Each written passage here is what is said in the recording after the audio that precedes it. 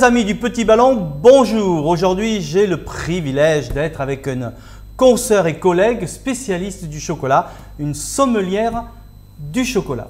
Parfaitement. Lauranie. Alors Lauranie, j'ai ramené une bouteille de vin blanc, donc je vous propose aussi.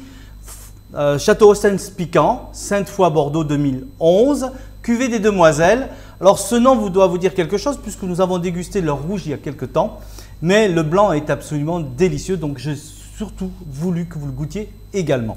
Donc je vais demander à Lauranie de me dire ce qu'elle en pense. Avec plaisir. Merci. Donc on est sur un encépagement bordelais classique, Sauvignon, Sémillon, Muscadelle. Voilà. Donc belle couleur, brillant, brillant, limpide, éclatant, une brillance qui nous parle de fraîcheur et beaucoup de gras, de richesse dans le vin. Donc on sent le vin qui a été très bien élaboré, très bien travaillé. Alors le premier nez est un petit peu discret, c'est vrai que c'est un nez un petit peu fermé, mais avec un petit peu d'aération, on arrive à trouver quand même quelques arômes. Ah ouais, le deuxième nez est beaucoup plus expressif.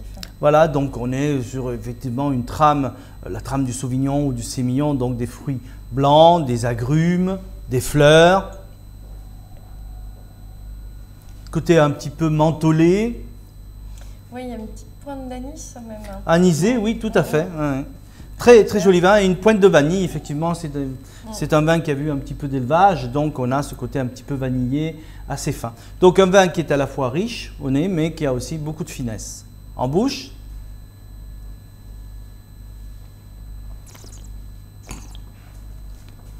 Tac ronde, souple, velouté, très fruité. Il y a de la matière. Oui, assez riche. Belle fraîcheur en milieu de bouche qui désaltère, qui donne le côté fraîcheur. Et on finit sur cette petite pointe d'amertume agréable, côté un peu pamplemousse, agrumes, assez fin. Qui vient du sémillon? Oui, le sémillon, ça peut porter du gras, mais aussi peut apporter cette richesse et cette longueur en bouche, effectivement. Très joli vin. Alors, c'est un vin qu'on peut boire aujourd'hui sous sa jeunesse, mais il a assez de potentiel pour se garder un petit peu. Mais par contre, là, il y a un défi. Est-ce que, Lauranie, tu imagines un plat ou quelque chose de chocolaté autour de ce vin? J'imagine deux options de chocolat, en fait. Deux options. Si on a le choix, c'est merveilleux. J'imagine soit une ganache, probablement au yuzu, qui amènerait un petit peu d'amertume. Ah, retrouver le côté un peu citronné. Oui, voilà, mais en chocolat noir, pas que ce soit trop lourd.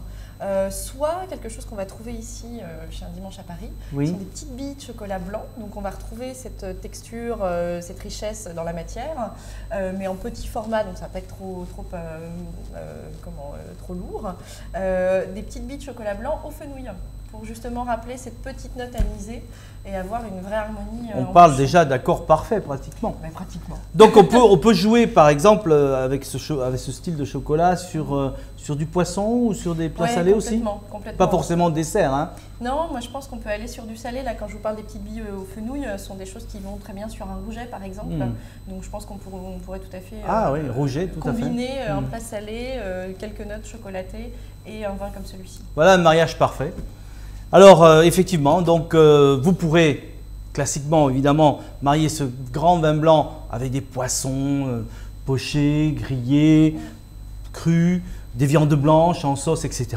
Mais vous pourrez aussi vous amuser autour du chocolat, comme Lauranie nous l'a suggéré. Donc Château Ostens Piquant, cuvée des Demoiselles 2011, superbe, Sainte-Foy Bordeaux. Bonne dégustation!